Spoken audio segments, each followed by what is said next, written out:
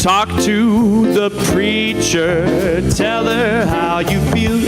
Listen close to the preacher.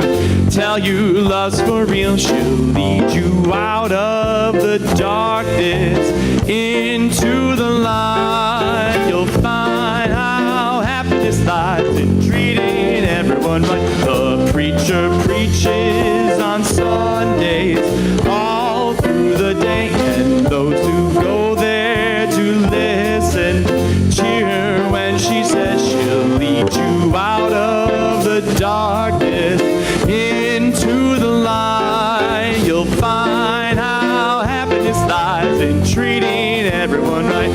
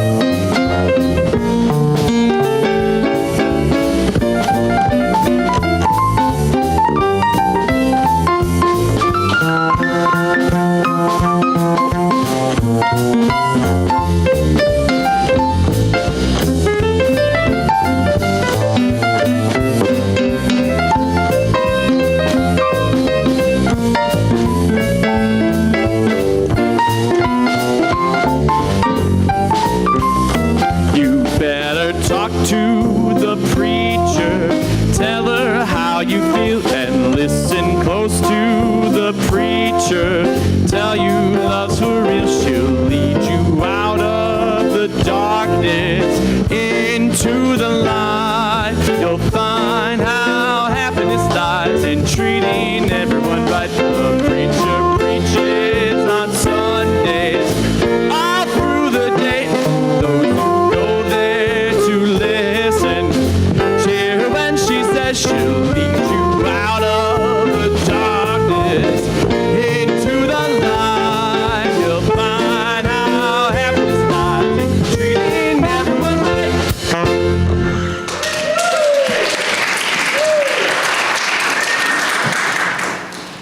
Good morning, everyone. I'm Reverend Jennifer Nordstrom, honored as always to serve as your senior minister. Our opening words this morning are the poem Wild Geese by Mary Oliver. You do not have to be good.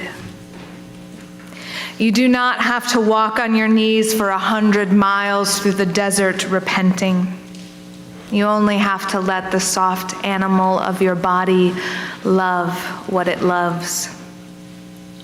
Tell me about despair, yours, and I will tell you mine. Meanwhile, the world goes on. Meanwhile, the sun and the clear pebbles of the rain are moving across the landscapes, over the prairies and the deep trees, the mountains and the rivers. Meanwhile, the wild geese, high in the clean blue air, are heading home again. Whoever you are, no matter how lonely, the world offers itself to your imagination, calls to you like the wild geese, harsh and exciting, over and over again, announcing your place in the family of things.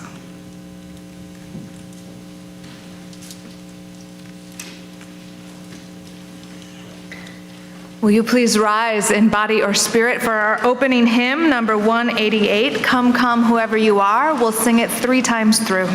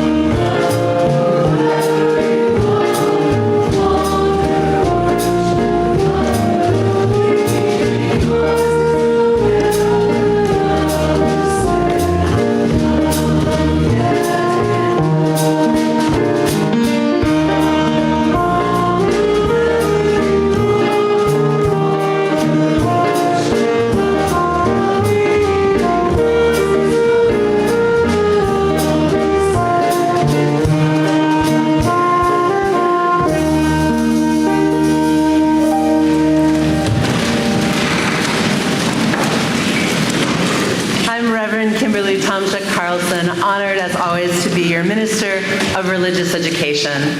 And the story I have for you today is called The Candy Dish by Kobe Yamada. There once was a child who was like nothing the world had ever seen.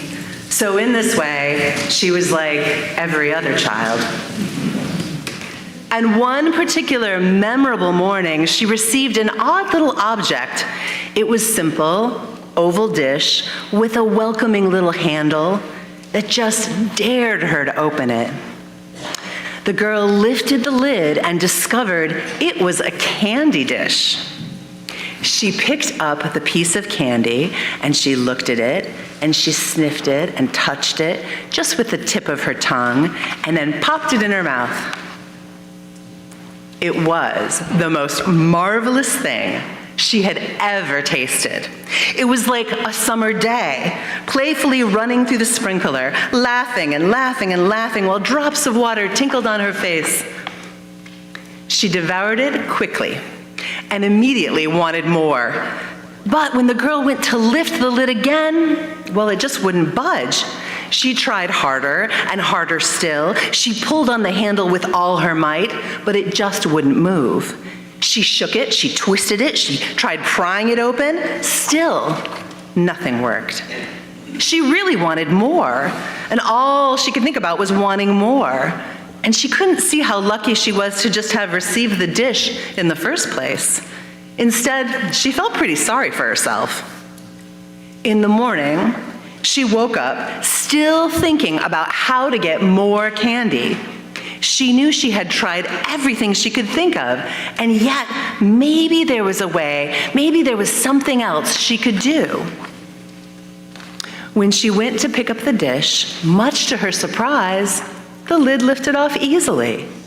And inside was a spectacular new piece of candy, and she immediately popped it in her mouth. It was unbelievable, a flavor like nothing she had ever tasted before. It was like joyfully rolling down a grassy hill with the wind tossing her hair and the world just spinning by. And just like that, the candy was gone. She had to have more. She reached for the lid to get another, but again, wouldn't open. "This is maddening. Why is this happening?" she complained. The girl was even willing to break the dish to get it open. She picked up a rock and slammed it down, but it just bounced off and it rolled away. She was so upset that she hardly noticed or appreciated what she'd been given. She could only think about what she didn't have. Once again, she went to bed that night and finally fell asleep. And she woke up feeling defeated, and just seeing the dish made her feel even more so. She just couldn't stand to look at it any longer, so she decided she was going to get rid of it. But when she went to toss it away, as if by magic, the lid came off easily. And once again, there was a glorious new piece of candy, as it was if it was put there just for her. She picked it up and held it to the light, and she noticed that simply the way she looked at it, it just seemed to sparkle and shine, and she wondered if she'd ever seen anything quite so beautiful. And then the girl took the candy and she placed it gently on her tongue and softly closed her eyes and curled her lips around the edges. And the taste, it was undescribable.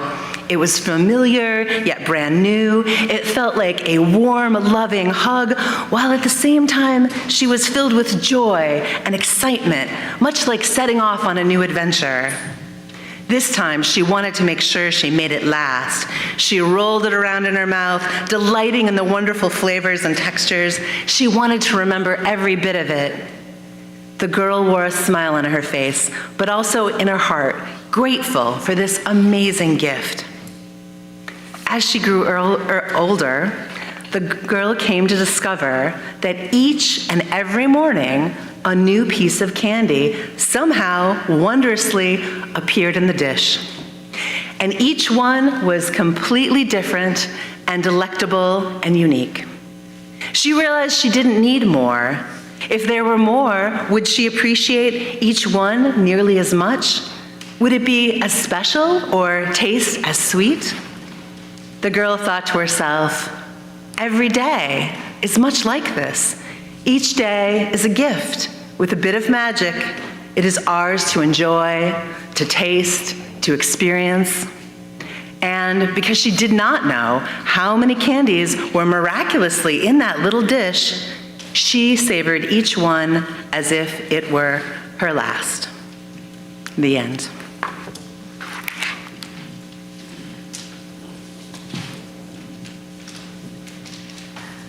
I invite you to join me in a time of contemplation, which will be followed by silence, followed by the seated singing of hymn 123, Spirit of Life.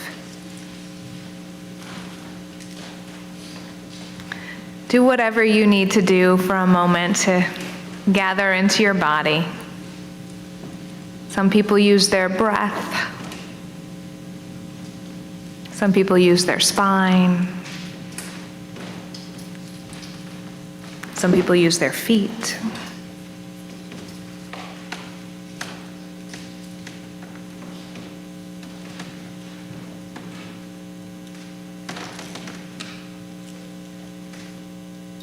Spirit of life and love, Holy One of our being and our becoming, that which is sacred within, among, and beyond us. Come gather in with us on this December morning of darkening ground, that we might be present to ourselves and to one another and to all that is. We gather to practice this morning, showing up to all the complexities of our own hearts and relationships, showing up for the threads woven in community, showing up for this sweet, unique day. May we feel the power of love beating within, and all around us the love that is larger than each of us, and gather a little bit to send out to anyone suffering and grieving today, that they might know they're not alone. And gather a little bit to store within, a little warming fire in our own hearts, burning there, keeping us warm. May it be so.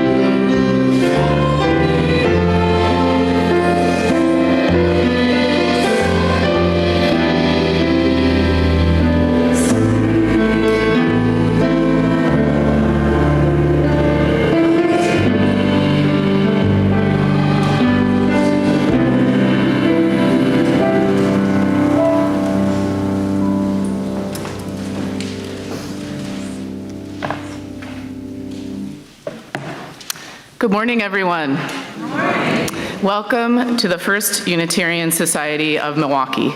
I'm Trudy Watt, and I'm delighted to serve as your worship associate. We are a faith community of many identities. We welcome people of all genders, sexualities, ages, races, ethnicities, histories, and bodies. We welcome your mind, your heart, and your spirit. We welcome all you are carrying with you and all your heart longs to set down. We welcome all the people watching online as we live stream this service. Hello, online folks. And we enthusiastically welcome guests joining us today. If you are a visiting guest, we invite you to fill out a welcome card located in the pew rack in front of you and drop it in the offering plates that will come around in a few minutes. After the service, please join us for a social hour across the hall in the Leanhouse Common Room. Some accessibility notes. You can find hearing assist devices and large print hymnals and orders of service at the back of the sanctuary, as well as worship activity bags for children and anyone who wants them. There is a fragrance-free area in the front right pews, and if you're watching online, you can enable YouTube's closed captioning on your viewing device. We have a couple of announcements today. Heather Iden, one of the artists currently exhibiting, will be present in the Leanhouse Common Room following the second service. Her visit with us was delayed due to travel to Nepal. Please make her feel welcome. Interested in learning more about Unitarian Universalism and this community? Consider taking our Winter Journey to Membership class held entirely online via Zoom on 4 Wednesday evenings, January 8 to 29 this year. Next year, 2025, from 6:30 to 8:30 p.m. Led by our ministers and staff, we explore Unitarian Universalist beliefs, history, values, social justice, the meaning of membership, and how to make connections here. Sign up at the connections table during coffee hour or register online at our church website. I welcome you to share in our First Church worship and purpose by inviting you to join me in a unison affirmation of our mission, which is printed in your order of service. We gather to nurture the spirit, engage the mind, and inspire action. Every week, we have an opportunity to practice our values through sharing our resources. Our pledges are at the core of our spiritual practice of generosity. In addition, the church shares half of all the non-pledge cash in our offering plate with a community organization, practicing our value of interdependence. Today, we share the plate with East Side Senior Services. To contribute, put cash or checks made out to East Side Senior Services in the offering plate, and we will forward it for you. That's, again, East Side Senior Services. That is different from what it says in the order of service. The offering will now be gratefully received as we sing seated our children's recessional hymn, 1031, in the teal hymnal filled with loving kindness. I invite all children, youth, and RE volunteers to sing the first verse of the hymn and then follow Reverend Kimberly to the Leanhouse Common Room and then downstairs for religious education. If your child needs to check in for RE, please accompany them. May the practice of giving bring us joy.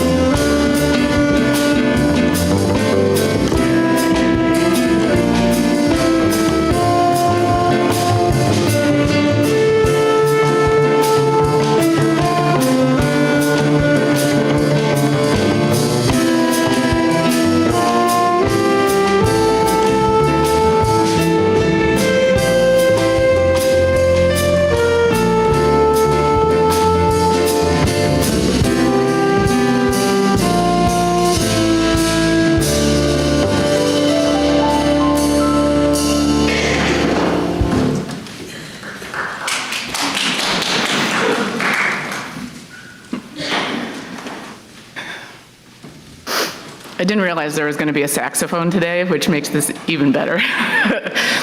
Perfect Strangers was a TV sitcom that ran from 1986 to 1993, and it looms large in my memories of beloved media from my childhood.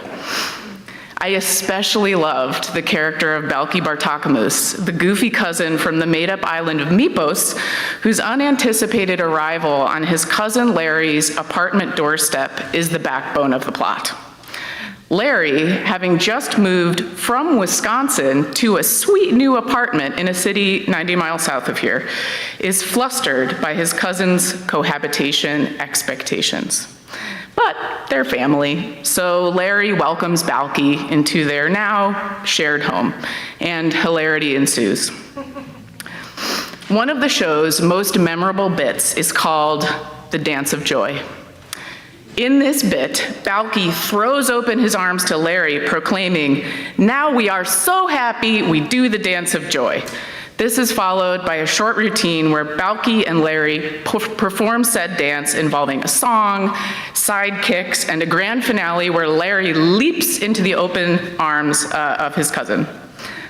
I loved the Dance of Joy. Routinely cajoled childhood friends, also fans of the show, into doing the Dance of Joy with me during recess, at birthday parties, the mall. When I think about it, the Dance of Joy was a great excuse to get my otherwise shy or easily embarrassed friends moving along with me. I have always loved to dance, under any and all circumstances and with very little prompting. But I understand it can be complicated and feel scary or vulnerable for many people. The Dance of Joy, on the other hand, wasn't really us doing the dancing. It was just a silly bit from a TV show. Nonetheless, the Dance of Joy gave us permission to dance in public, even if only for 4 or 5 seconds at a time. By the time I was in grad school, Balki and Larry's Dance of Joy was about the furthest thing from my mind. Things were very serious. My intense work ethic entangled with my discovery of the design professions, some really inspiring mentors, and the possibility of making an important contribution to society through architecture. Wowza, that's catnip for an overachiever like me. I was righteously and utterly consumed by my commitment to creative and intellectual accomplishment. I could also see, thankfully, that such a state could not last. I knew that living at that intensity was not sustainable, but I felt trapped by the internal motivations driving me to the brink of my capacity. That was until another silly dance showed up. I will never forget the day that my friend Tulip invited me to a Zumba class at the school gym. She said, "It's really stupid and you're gonna love it." I caught the whiff of something familiar. Balki and Larry's joyful refrain echoed somewhere in the back of my brain on the breeze of a live studio audience's laughter. We all rolled our eyes and teased ourselves about leaving the studio to attend such a ridiculous thing as a Zumba class. But from the first class, I was entirely hooked. In mere minutes, my body unfolded from its computer desk hunch into glorious leaping expressions of glee. I jigged, I salsaed. I did not know what my arms were doing exactly, but it did not matter. I felt strong, energized, open, and free. My ruminating mind surrendered, and I was free from the obsession with work that characterized most of my other waking hours. Apparently, pretending to be somebody's backup dancer was the exact right thing to help me connect with my body in a time of my life when my brain was constantly on overdrive. Just like the Dance of Joy, Zumba is formulaic and low stakes. It's pure play, which can be rare in my life. Without it, I'm not sure what my mental health would have looked like at the end of grad school or what it would look like now. Zumba and dance classes like it have been a consistent source of joy and release in my life for well over a decade now. They are best enjoyed in the company of friends when, like Cousin Balki, I can convince them to join me in the Dance of Joy.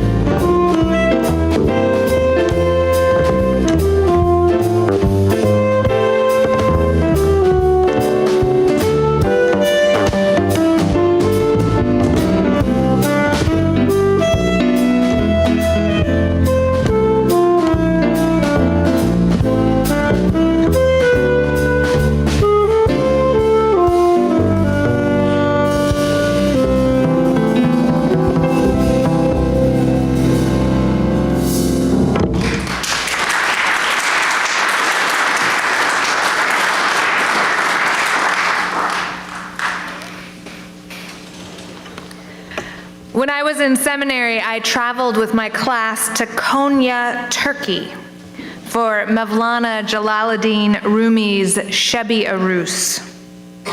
Rumi, as he's more commonly known, was a 13th century mystic poet and scholar. He's the author of the poem that we sang at the beginning of this church service, "Come, come, whoever you are, wanderer, worshiper, lover of leaving, ours is no caravan of despair. Come, yet again come." That poem finishes, "Even if you've broken your vows 1,000 times, come, yet again come." Life does not call us to perfection. Life calls us to life. Even if we've broken our vows 1,000 times, life calls to us again. Come, it says, come. Return to practice. Return to your heart. Return to community. Return to love. Return to living. Even if you've broken your vows 1,000 times, return to this moment, here, now. This time of year when we manufacture merriment, when things can be very busy and very serious and very perfect, is also the time when the body, in its wisdom, is calling us to rest. As the ground darkens, seasonal holidays of light are about practicing hope and presence, not about a whirling busyness or a running back and forth or a making the perfect drink or present or dish. Life calls to us wanderers, calls us lovers of leaving to practice hope, to light a candle in the growing dark, and to be present with whatever the body loves, to be present with the season as it turns and calls us inward. Even if our minds are wandering off or our bodies are rushing to the next store or date or item on the to-do list, life is still there beneath the rush, calling us to be present. Come, it says. Come, yet again, come. Rumi's poetry is some of the most famous mystical poetry in the world.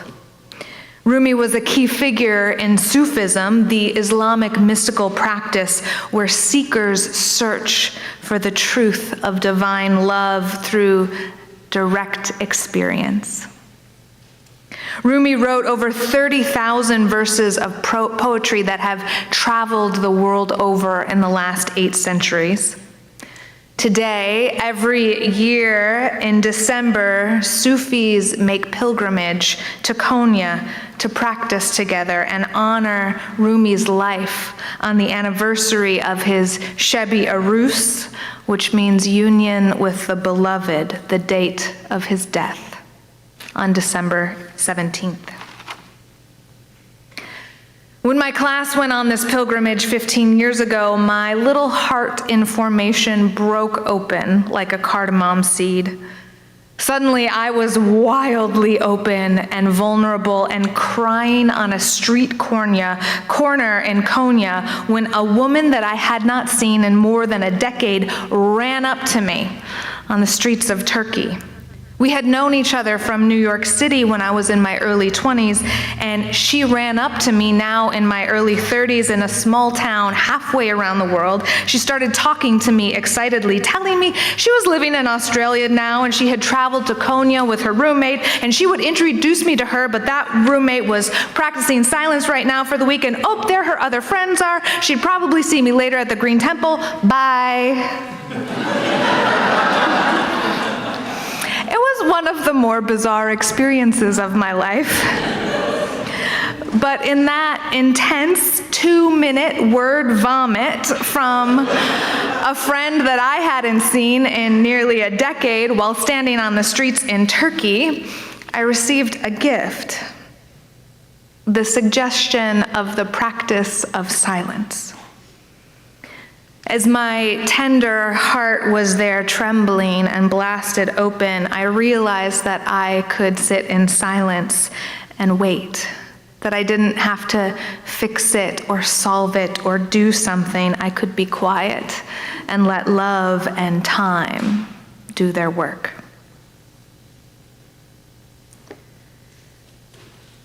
There are many different kinds of practices that can help when we're in spiritual turmoil, whether that turmoil is from conflict or overwhelm, from busyness or loss. Most of these spiritual practices have the common denominator of presence, being fully present here and now. That is true of meditation, it's true of chanting, it's true of dance, it's true of silence. Even word-based practices like Lectio Divina or poetry, they ask us to go deeply into the text and trust its presence to open us up.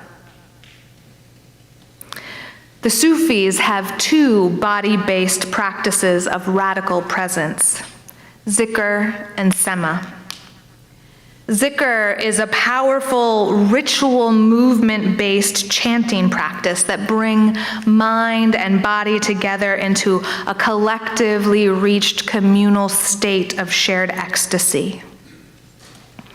Sema is the practice of the whirling dervishes.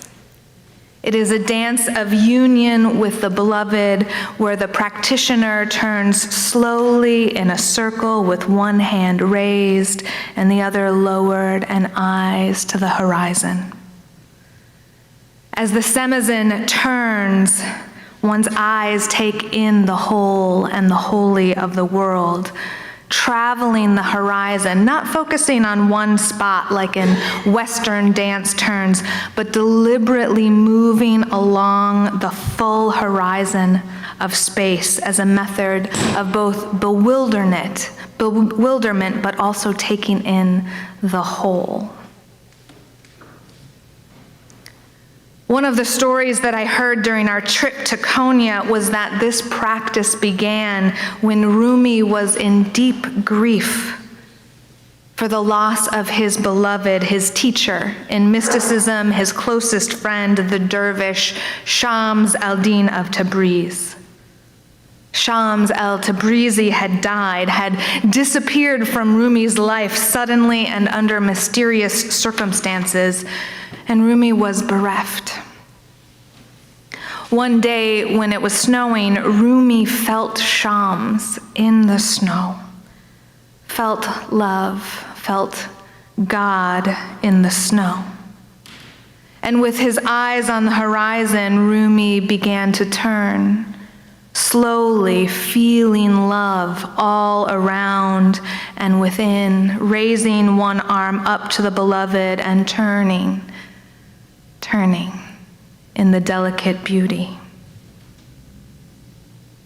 Rumi turned his loss into poetry and his bewilderment into a moving dance of union with the beloved.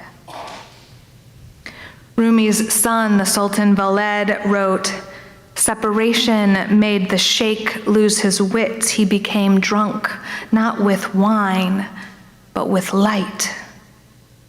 And in this state, he began to dance."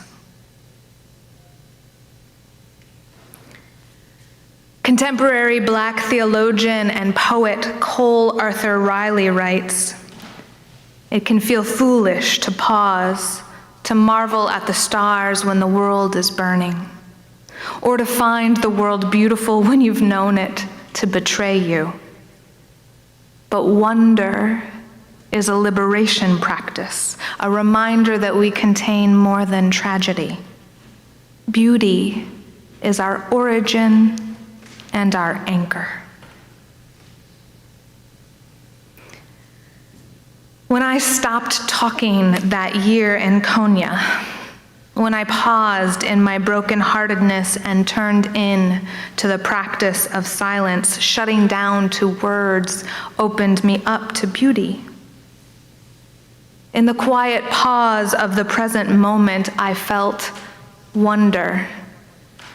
I whirled in practice with the dervishes, I chanted and I danced in zikr.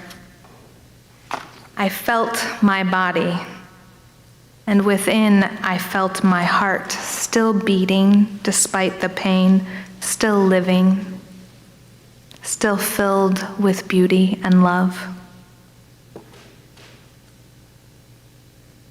Opening to the present moment is not necessarily easy or immediately pleasurable. Sometimes there's pain waiting there for us in the here and now, which might be why we're off on flights of fancy or dissociative busyness. Spiritual practice does not immediately or automatically heal body or spirit. One whirl and you're done, a week of silence and you're all healed up. The work of love takes time. Practice takes practice. The healing and the becoming of the spirit moves at its own pace, but if we are not present, then that work does not even begin. I was not healed after my week of silence and dancing, but I did spend a week of full immersion in the depths of love and the beloved. I was open and alive to what was happening, and I was feeling, and because of that, I kept growing rather than getting stuck in the pain and the muck. I kept moving in presence to life and its unfolding. The practice of presence, it keeps us alive to what is happening right now. It makes sure that we don't miss the blessing of the life that is here before us, that we're not distracted from it by busyness or worry, or by trying to make the perfect cake or the perfect present or set the perfect table. Practicing presence brings us into the cathedral of now, the sanctuary of the child's laugh, or of your partner's hand, or your furry friend's snuggle. It brings you into the sacred movement of the falling snow and your breath and the whirling aliveness of your body. Rumi wrote in the poem, The Flame of Love, "How long wilt thou dwell on words and superficialities? A burning heart is all I want, consort with burning. Kindle in thy heart the flame of love, and burn up utterly thoughts and fine expressions. O Moses, the lovers of fair rights are one class, they whose hearts and souls burn with love another." This season, rather than being lovers of fair rights, may our hearts and souls burn with love. May we be present to the love feast that is right in front of us, the human beings around us, and that flame that burns within our own souls. May it be so.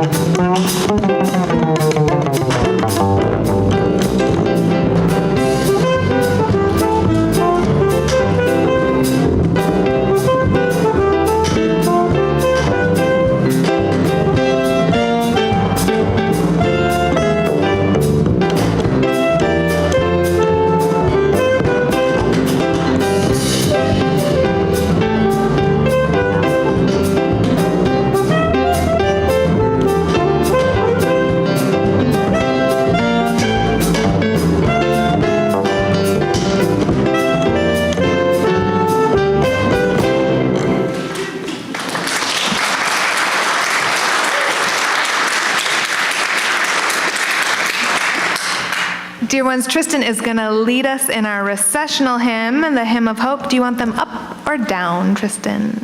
Will you please rise in body or spirit? So I will sing, good morning everyone. I will sing through the first verse once and then we'll sing it again. You'll join me and we'll sing it in order then. So here we go. I carry hope in my heart.